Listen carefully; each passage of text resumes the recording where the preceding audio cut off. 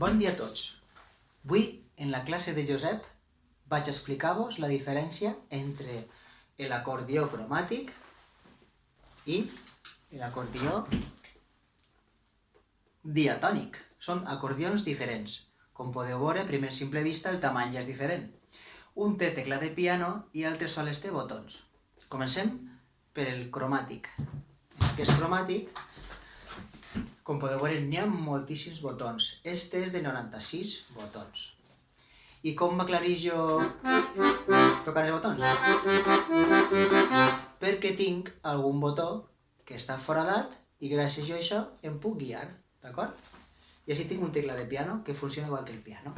Per exemple, en la mà dreta tocarem el piano i en la mà esquerra tocarem els botons.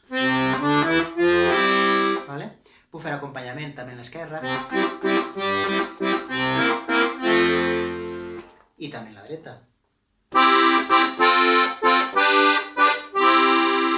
I si ajuntem les dues mans, podem fer moltes coses.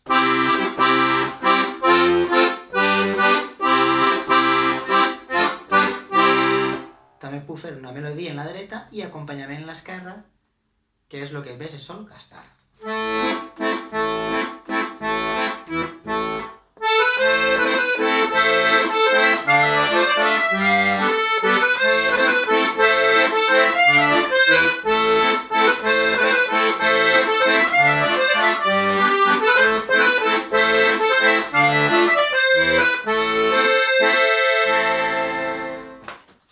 I ara vos ensenyo l'acordió diatònic.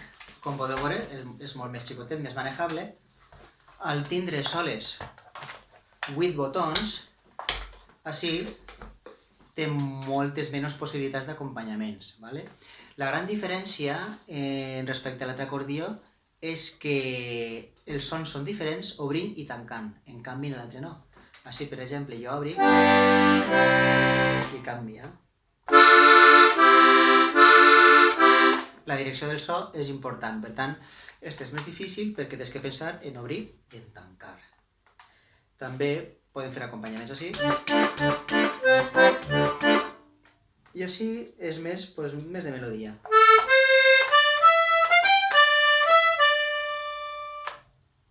I anem a intentar fer una cançoneta.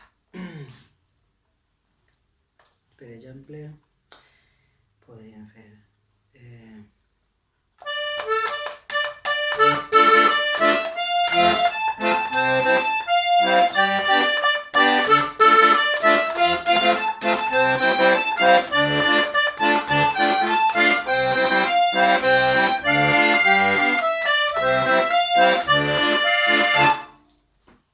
I fins ací la classe de música d'avui.